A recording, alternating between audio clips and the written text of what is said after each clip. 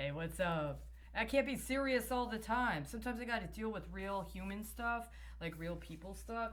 One of those things I had to do one time, I had to go through a psychological evaluation.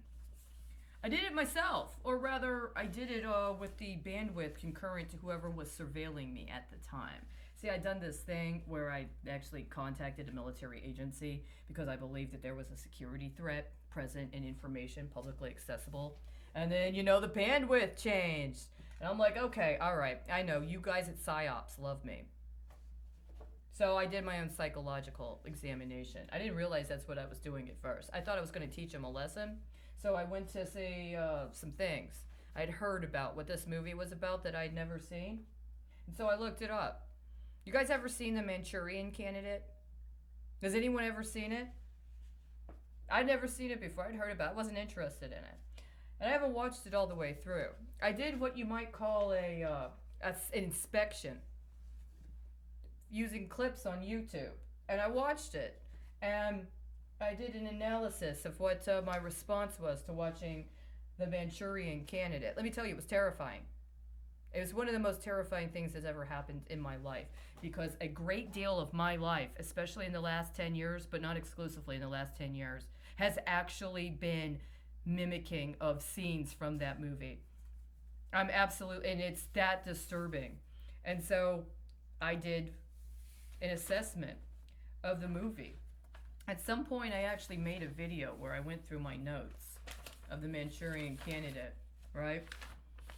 I was like, if you guys really thought you were going to give me a psychological evaluation, it's not what you did.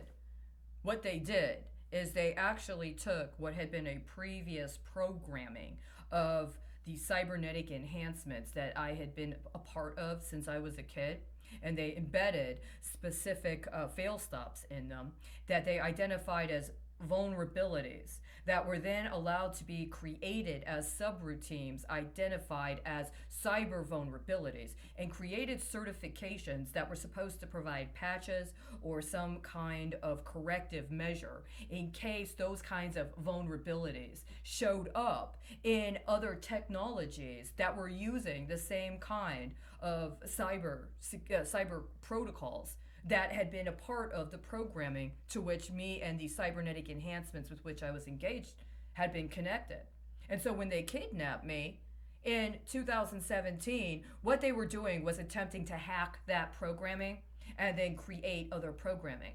So when I took notes about what was happening, and then I submitted them to the auditor's office for a very specific reason, and then later tried to contact the insurance commission about who it was that paid for the health insurance on alleged psychological observation.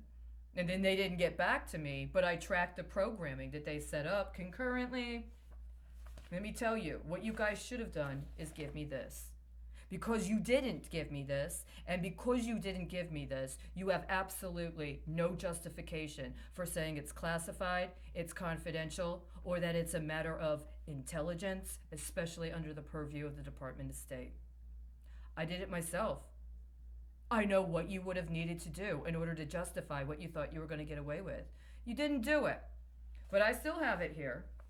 And you already know that when you did that thing, where you tried to call me up in order to confirm that whoever had command authority at that moment could get me to perform a recitation of this report, I did. You don't have that authority anymore, and I'm letting you know this is why. I had this teacher. He used to say two things. One thing he said is a good man is a bad man's teacher. A bad man is a good man's teacher.